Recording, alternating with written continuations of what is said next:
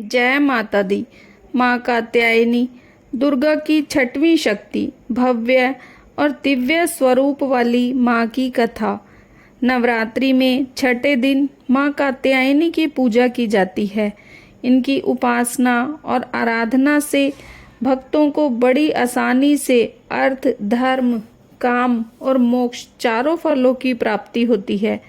उसके रोग, शोक, संताप और भय नष्ट हो जाते हैं। जन्मों के समस्त पाप भी नष्ट हो जाते हैं। इस देवी को नवरात्रि में छठे दिन पूजा जाता है। कात्य गोत्र में विश्व प्रसिद्ध महर्षि कात्यायन ने भगवती पराम्बा की उपासना की, कठिन तपस्या की। उनकी इच्छा थी कि उन्हें पुत्री प्राप्त हो। माँ भगवती ने उनके घर पुत्री के रूप में जन्म लिया, इसलिए यह देवी कात्यायनी कहलाई। इनका गुण शोध कार्य है, इसीलिए इस वैज्ञानिक युग में कात्यायनी का महत्व सर्वाधिक हो जाता है। इनकी कृपा से ही सारे कार्य पूरे जो हो जाते हैं। ये वैद्यनाथ नामक स्थान पर प्रकट होकर पूजी गई माँ कात्यायनी अमोघ फलदायिनी है। भगवान कृष्ण को पति के रूप में पाने के लिए ब्रज की गोपियों ने इन्हीं की पूजा की थी। ये पूजा कालिंदी यमुना के तट पर की गई थी, इसलिए ये ब्रज मंडल की अधिष्ठात्री देवी के रूप में प्रतिष्ठित हैं। इनका स्वरूप अत्यंत भव्य और दिव्य है। ये स्वर्ण के समान चमकीली हैं। इनकी 4 भुजाएं हैं। दाईं तरफ वाला ऊपर का हाथ अभय मुद्रा में है तथा नीचे वाला हाथ वर मुद्रा में है। माँ के बाईं तरफ के ऊपर वाले हाथ में तलवार है व नीचे वाले हाथ में कमल का फूल सुशोभित है। इनका वाहन भी सिंह है। माँ कात्यायनी को महिषासुर मर्दनी भी कहा जाता है। रंभासुर का पुत्र था महिषासुर, जो अत्यंत शक्तिशाली था।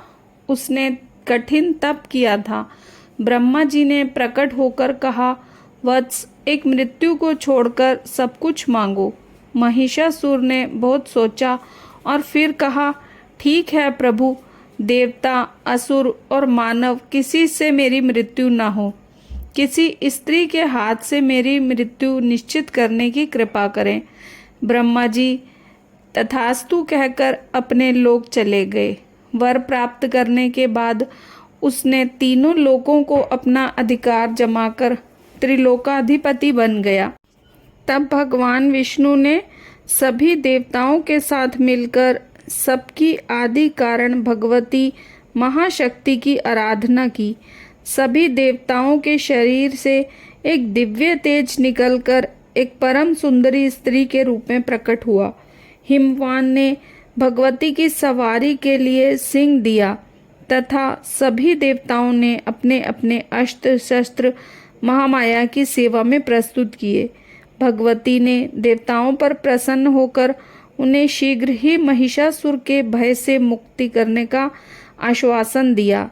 भगवती दुर्गा हिमालय पर पहुंची और अट्टहास पूर्वक घोर गर्जना की। महिषासुर के असुरों के साथ उनका भयंकर युद्ध छिड़ गया। फिर एक एक करके महिषासुर के सभी सेनानी मारे गए। विवश होकर महिषासुर को भी देवी के साथ युद्ध करना पड़ा। महिषासुर ने नाना प्रकार के मायिक रूप बनाकर देवी को छल से मारने का प्रयास किया, लेकिन अंत में भगवती ने अपने चक्र से महिषासुर का मस्तक काट दिया।